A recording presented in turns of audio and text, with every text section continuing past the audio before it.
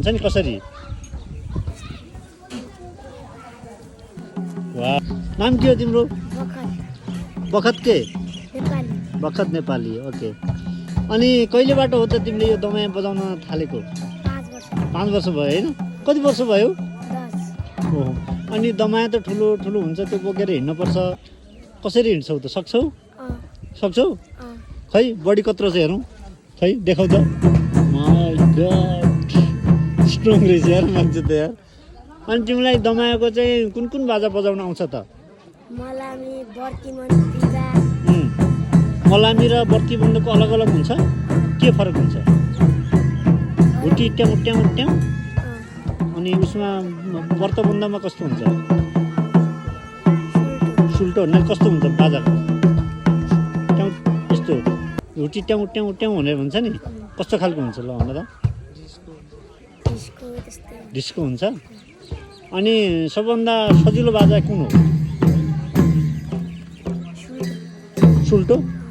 उल्टोमा चाहिँ के गर्नुपर्छ त उल्टोमा अलिक अप्ठ्यारो हुन्छ होइन अनि तिमीलाई चाहिँ नाच्न आउँछ के अरे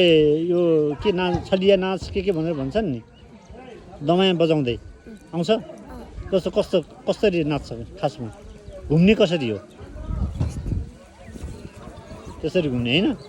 अनि उठ्ने बस्ने हुन्छ नि कसरी वाह तिमी त ट्यालेन्ट रहेछ त अनि कति क्लास पढ्छौ त 5 क्लास पढ्छौ हो अनि कहिले काहीँ यस्तो बिहेमा जान्छौ बुवा आमा कहाँ हुनुहुन्छ यहीँ हुनुहुन्छ हो चाहिँ के छ त के बन्ने चाहना छ तिम्रो ल भन त कलाकार बन्ने हो कि डक्टर इन्जिनियर पढ्ने हो कि अथवा के छ तिम्रो चाहना कलाकार बन्ने गाउन आउँछ जस्तै एउटा गीत गाउ त अनि आज कस्तो लागिरहेछ तिमीलाई त यो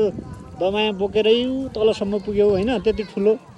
त्यहाँबाट माथि आयो कन्दा सन्दा केही दुखेन ल हाई फाई चस यस गुड